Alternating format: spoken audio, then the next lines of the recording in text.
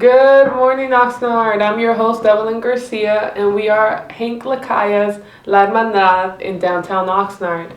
Today we are with Robert Garcia, artist, entrepreneur, and business owner. Good morning. Good morning, Evelyn. Thank you for the invitation. Good morning, Oxnard. Bob, thank you again.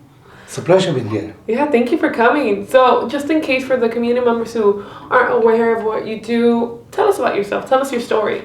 Wow. Well, where should I begin? From when I was born in Mexico City. Mm-hmm. People say, you were born in Michoacan. I go, yes. We had a home in Michoacan, but I was born in Mexico City, but I was registered in my hometown in Michoacan. So my birth certificate reads Roberto Valle Garcia, born in Angamacutiro, Michoacan, a little small town in Michoacan. My parents were young, and my father, he married my mom, Angela, and they're in heaven now. Both of them are in heaven. But the story is that my father was very, he was eager to learn, eager to do better in life. And my abuelito spanked him because he went to Mexico, but he was young anyway. So he became a salesman in the big city of Mexico City. Excuse me.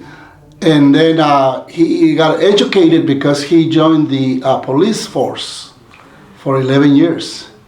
So he was a bright kid at that time, He was always willing to do better for us. So I was born in Mexico City till the age we went back to Michoacan, I was about 5 or 6. I have a brother, Gerardo. He's the first son of my parents, Gerardo. And I had a brother in between my brother and myself. He was born, but apparently, he died after. Something about my mom says that it was the umbilical cord that it didn't, and anyway, it didn't work. So anyway, his name was Tomas. That's one reason I named my son Tomas, just in his memory. Anyway, so it was Gerardo, Tomas, and me, Roberto. And one of the things that I really like to let people know how fortunate I was, my father was a police officer. We had a nice little small place, and I remember things when I was even 2. Right? I mean, clearly, I think it's one of the gifts of God that gives me that photographic mind that I can remember things, So anyway, so one thing that I really remember is when Pedro Infante, the singer, the famous icon in Mexico, because my father had a little restaurant bar right in front of a big theater, Trato Lírico. So on weekends, the famous singers and actors, they came to my father, "Hey, Carmelo!"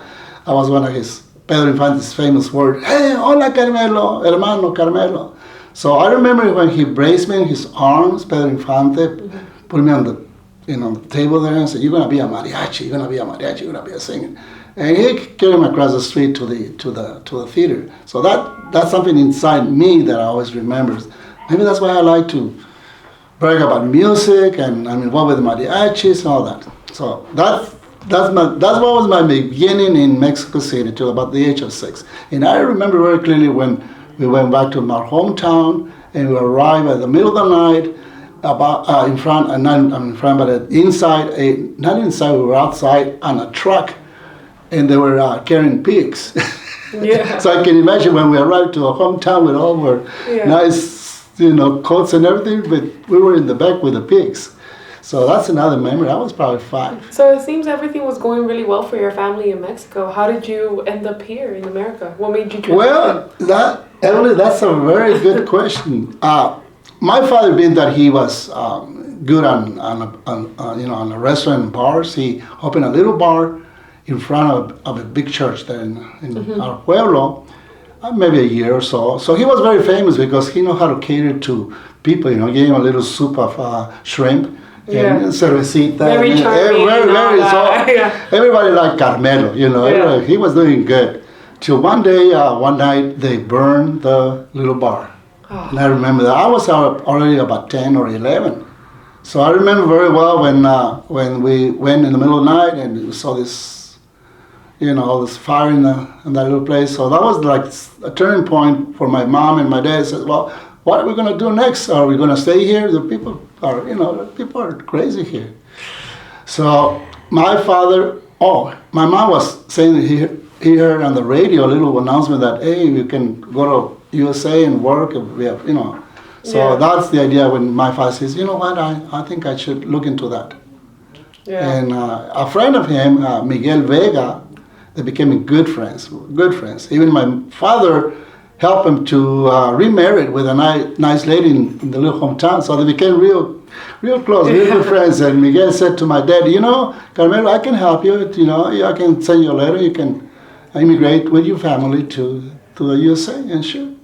He went to Chicago for a year. He didn't like Chicago apparently. And said, you know what? I'm going to bring my family, but not to Chicago. I'm going to take them to California. Yeah. Chicago is it's beautiful, but it's very cold. Yeah, we had an end here, Nicolás Mesa, in the Colonia.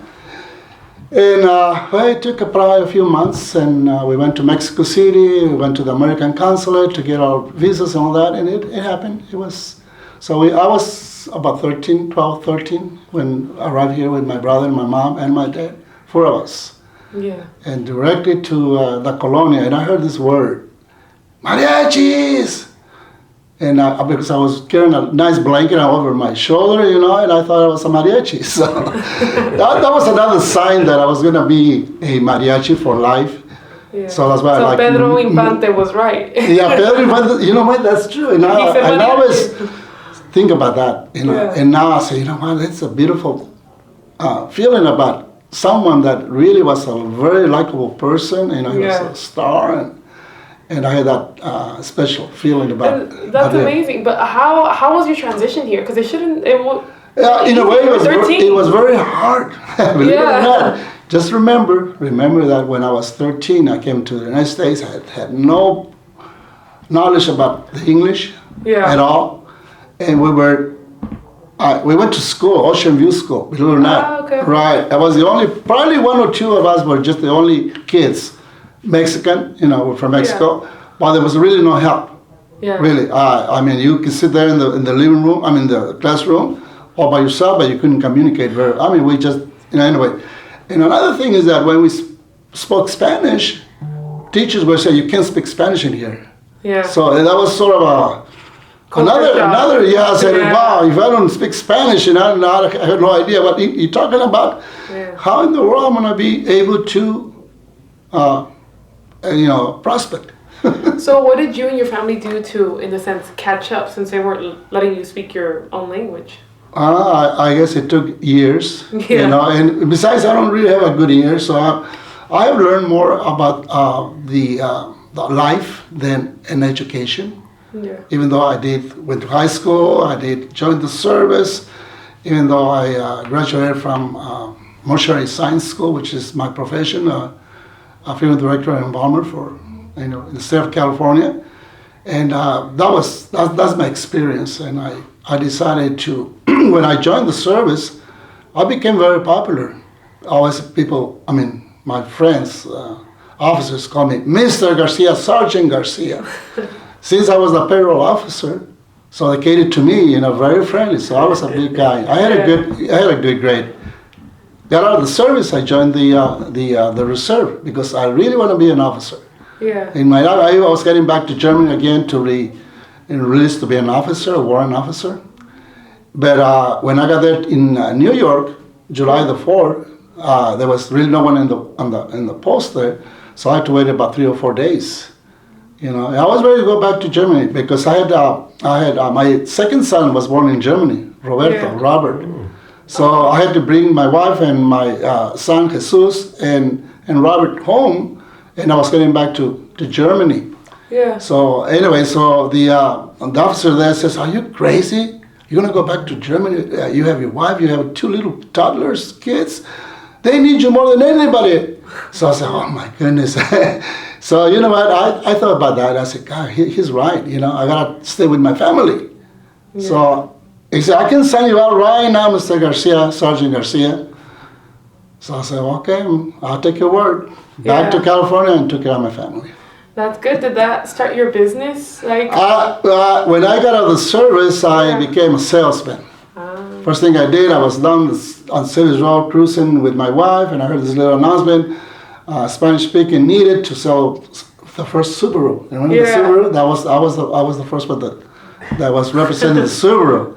So I turned back and I went to the car dealer and said, I'm here, I just got out of the service, I think I'm a good salesman, blah, blah, blah. So you're perfect, coming in.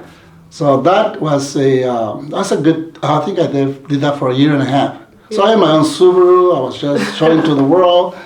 And I said, suban a Suburro, which sounds like Suburo, but no. Yeah. Suburro is un burro, it's a donkey. It's a donkey. Yeah. So I with the assistance of my friend Javier Santana, we created a beautiful radio spots where announcements. We took the cars to parade with the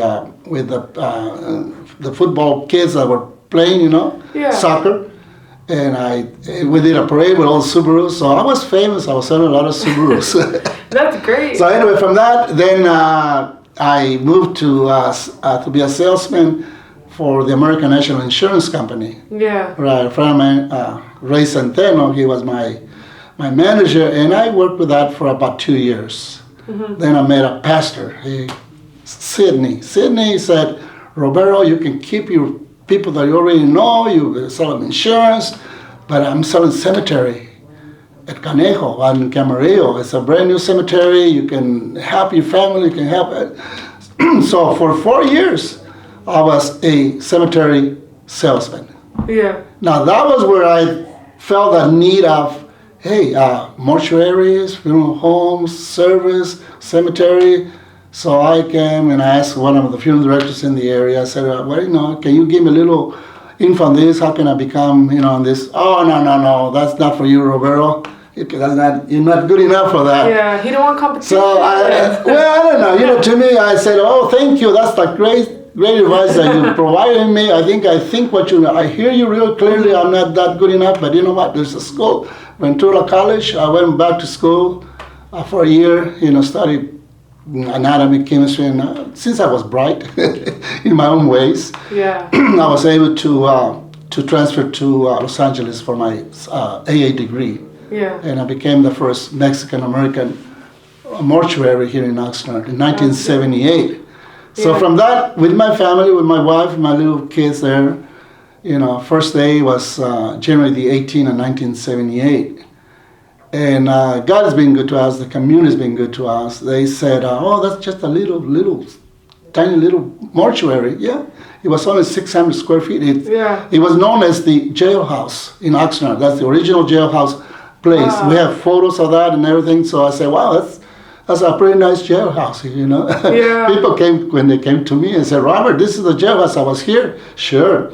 I remember that because when I was working in the parking lot, there were thousands of bottles, beer bottles and all that, So he was there. So a few years with the help of my father, my brother, initiated the addition of the construction for the addition of the mortuary. Yeah. So that kind of helped us a lot to provide better services in the community. So that was another addition to the mortuary at the beginning. So from 600, we went another 2,000 square feet, so 2,500 altogether. So at what point did you decide to get another business? Because you also tomas café. So how was that? You had one business and then had two. I was, again, because of the community support, 100%, I was involved with the organizations as well. I was the first one that wrote a letter to the government of Mexico of the need of the Mexican consulate here. Right. Yeah. I did my typing, I presented, it was through the Mexican-American Chamber of Commerce at that time. And then from that, everybody got involved with it, congressmen, senators, businessmen, you name it. But I was the one that opened the door in Mexico for them to realize the importance of having representation in Oxnard, Ventura County. They had no idea. So for a few years, I had that privilege to communicate with Relaciones Exteriores, Foreign Affairs, to promote the Mexican consulate. Yeah. So from that, I think everything just became natural for just me to write. Community.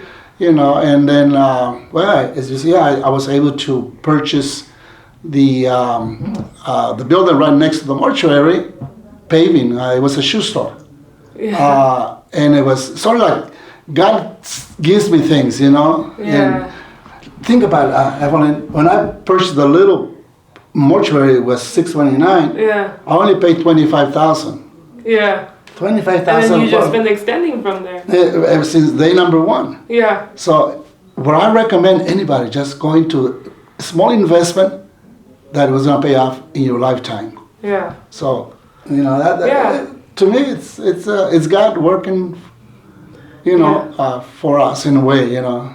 And that's amazing. Your kids grew around you being a business owner. Was it natural for them to follow your footsteps, or they kind of just knew it? I know, you know, yeah, it took years. Yeah. The only thing I always remember saying to them, you just do what you really like to do. You know, find yourself a space, whatever. I never say you gotta do it my way, you gotta do it this way, or blah blah blah. You know, I say, you know, just find yourself a place. I'm here to support 100%. So, and I think they kind of Robert went to Cal Lutheran. You know, became studied there for a year, 2 years, 3 years I think. He got drafted from the Marines. He was sent to I don't know. Anyway, so I think that attitude of mine saying just find yourself a good place. I never forced him to do anything that he didn't want to do. Yeah. You know, so that became very helpful. That's good. And everybody got involved. They're still here with me. Oh, just, you know, so many years, but they're very good people. You know, they have a heart and they have feelings for families. I guess that's what makes me proud that I have my family together. Yeah. Every day we go to our restaurant, Thomas Cafe. I remember Thomas. He came in the morning. I came in the morning. He was crying. I said, I hate it with the guys. I don't want to work with them. They push me around. They treat me like something. I want something on my own. He was only 16 years old. Yeah. Thomas, little gordito, you know. So what do you want to do? But then I had already purchased the building right across the street. One day they put a big sign. I called the owner, and he was willing to finance the building to me. He gave him a little bit of deposit.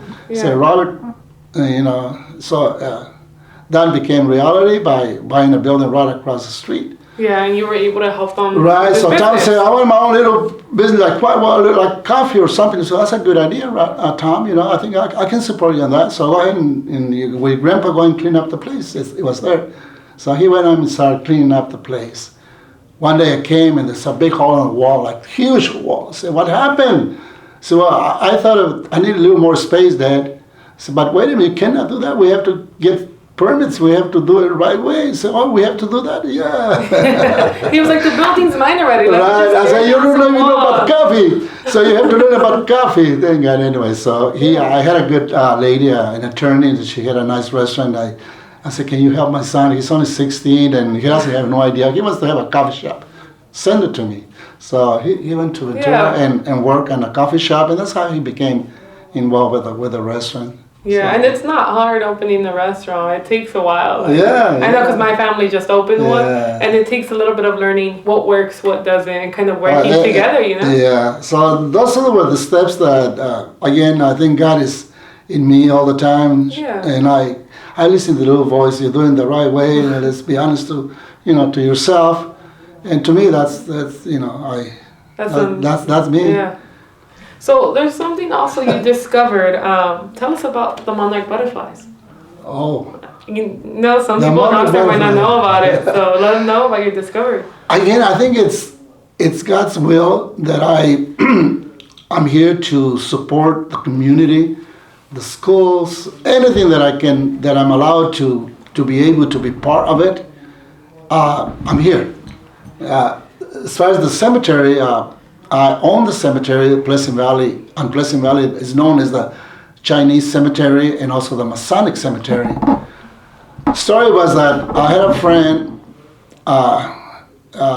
He passed away. John Flynn. He was a congressman or no supervisor, right? Anyway, one day he came and said, Roberto, here, show me the map. I said, what's this? I said, well, this is a cemetery. We own the cemetery. But we have no money. We're getting old. There's really nothing that you would like to buy it. I say, yeah, why not? You know. So, and then he disappeared for a year or two. I didn't hear from him. So I was wondering, well, what happened? Then another guy came over and said, Roberto, I heard you want to buy the cemetery, after a couple of years. Oh yeah, I'm so interested in it. Okay. We'll get back to you. We'll get back to you. Yeah. Another year went by and I said, well, nothing happened. So I went to the title company to do a search, and I did find out that it's on the process to be sold. So okay, because at that time a developer developed some condominiums right next to the cemetery. So I figured, oh yeah, well they bought it. Yeah. Nothing happened, and one day it came back again and said, Roberto, we decided that we're gonna sell it to you. Yeah, you're like, oh, I wasn't sure. It's been a couple years. I said, what? I said, yeah, we decided for you to have it. Are you still interested? Yeah, well, they gave me a price. I said, okay, I'll buy it. I'll keep it. I'll put insurance. I'll clean it up. And it was like a forest because there are about 120 actual burials there. And they were from the first families coming here in Oxnard, pioneers, bars, saviors, all these people that Levy, all these people that were first generation families. So they buried about 120 beautiful headstones, beautiful, just everything. But it was abandoned because it had no maintenance, anything like that. And then Ventura opened a cemetery, Ivy Lawn in Ventura. So that was a transition where that was maintained real nice. So people said, you know what, this is abandoned. So they moved a few bodies to. So in my record says about 60 actual burials now there, 60. It's 4 acres of land, and it's all clear. So our purpose is to, the butterflies. You're talking about butterflies. The butterflies. The place is known as a habitat for the butterflies for years. I don't know how many years, but it's been known as that, the place for the butterflies to come. Yeah, when I bought it, I saw hundreds of butterflies there. But again, because the change of the environment, everything changed, no more lemons there, no more orchards, no more things like that. And so butterflies and the fires and all that kind of created a big problem for the monarchs. But they're coming back again. So we continue maintaining the cemetery. Hopefully someday it will become known as the butterfly habitat for the community, like a park. Yeah. And we have festivals every year. You're more than welcome to come and join us, be a volunteer to plant your own flowers. And hopefully, with the grace of God, we can turn it into a green cemetery. Yeah. And that will be a community park for anybody that would like to be buried on a natural basis. Yeah, so, and then I know you mentioned to me before you had a dream about doing a parade to celebrate the butterflies as well. Yeah, I would like to see a parade of all these kids with beautiful costumes, with butterflies, insects, grasshoppers, all kinds of, we have to preserve the environment. Yeah. As human beings, we are very, very bad people because we kill just about everything we see on sight, and we're destroying the paradise that God gave us. We talk about paradise, the whole world is paradise. If we can connect with Mother Nature and learn from that. That's how I see it.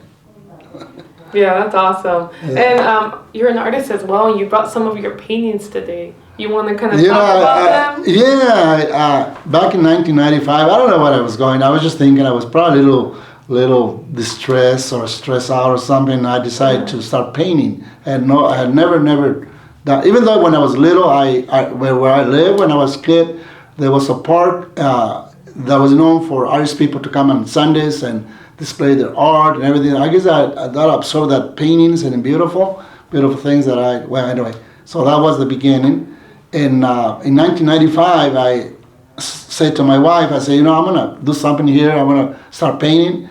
And she thought I was going to paint the house. I said, no. I don't need that kind of a brush. I'm took a little painting here. So my very first painting is this one right here.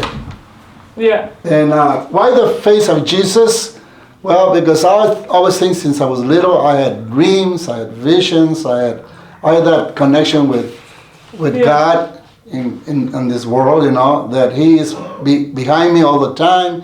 He tells me a lot of secrets, and that's true, because when I think about my Creator, He's my best friend, and I can talk to Him, and He says, I'm here for you anyway. And let me tell you about what I found at the cemetery on my first day. Yeah. I discovered a root of eucalyptus root. Yeah. In that root, he had a beautiful face of Jesus. Yeah. Right, and I have that. You know, I took pictures, videos. Anyway, so Jesus is my Father in heaven, and he's my mentor, my friend. He takes me everywhere. Yeah. That was my very first one. As you can see, is like the Creator, the face of the water. You know, here we are made of water, so we have to drink this water, clean water. We shouldn't destroy the water. Yeah. You know, that's what we're doing. We contaminate the oceans. We contaminate, you know, and that's going against our Creator. Then I did the second one, which is the corn figure, which is like a virgin, a little Guadalupe. And here's the Indian. He discovered a corn and look at it and looks like, and there's a lady. And the lady represents America, if you can see the little shades there. So to me, it's an abstract of, it's just a watercolor. Yeah. So I did a few of that, and then I became real interested in learning more about, about painting and abstracts and oil paintings and murals. Yeah. So I think there's, we can be creators ourselves to create things, new worlds. Like the painting over there seems to be a little bit more abstract. I really like that one because it represents that if we follow our spirit, God's spirit, which is like, His hand. Yeah. And He takes us to His waters. Yeah. And when we came from Mexico, we worked in the fields. We worked on the agriculture. Even though I was 15, 16, every weekend I went to work in the fields. Yeah. So I did that for many years. But that's a representation for my mom and my father working on the fields. My father was very smart in a way. He said, I can do better than that. He became a truck driver and a tractor driver, and then he was working irrigating the fields. And we were in a beautiful city that they had a lot of opportunities for us. Yeah. So that's from the roots of the water to the heavens. Yeah, that's beautiful. Now, that one, I really like that one. This one is sort of a meditation with spirits, but we need the force, we need the energy from our Creator. So in order to have a balance of your soul, that's why you have one side and another. But the thing that makes us stronger is the Spirit of God. Mm-hmm. And we're only standing because we have a little thumb on our toes. Without this, we can fall. Yeah. Right? So that little thumb there represents the support of the spirit or the body. Yes. So that I call that meditation. Is that it? So after that, I can sing. I can, just do whatever God wants me to do. Yeah, that's amazing. Thank you for being here today and letting us into your world. Like you told me, you're out of this world. You do so many things. People ask me. I said. People ask me, say, "Where you come from?" I said, "I don't know. I think I come from the stars." Like, I don't know. But by that, what I mean, I don't attach myself to material things here. Yeah. Right. Someone took my tractor. I didn't make a big thing out of it. Somebody needed it. But I didn't get angry. That's one thing I don't feel like I might get frustrated a little bit, but to have that anger, that hate, that to me, that's what our problem. We tend to be that kind, and that's not good in our health. And then you kind of go with the flow. I just feel like, God takes me. I already had 2 experiences. My heart stopped one time. I couldn't breathe another time. So God has a reason for me to be here telling you that, think about our Creator. Yeah. Yeah, that's amazing. Like, again, thank you for being here, telling us about your paintings, your butterflies. Like, it's amazing to hear what you have to say. Thank you all for watching at home. Le vamos a mandar saludos a nuestras familias que hablan español. Sí, queremos que la comunidad, tanto pues los que dicen que no pueden hablar, ¿no? Que vengan, den sus experiencias para que todos los niños aprendan de dónde vinimos nosotros y a dónde vamos. Sí. Es una invitación a todo el público aquí presente. Ojalá en el futuro. Muchas gracias. Podemos tener muchos episodios en español para, pues, tener personas en la comunidad, porque muchos hablamos español. Muchas gracias por mirar el programa. Que tengan un buen día. Goodbye, Oxnard. Thank Goodbye, you for Oxnard. watching. Gracias. Thank you.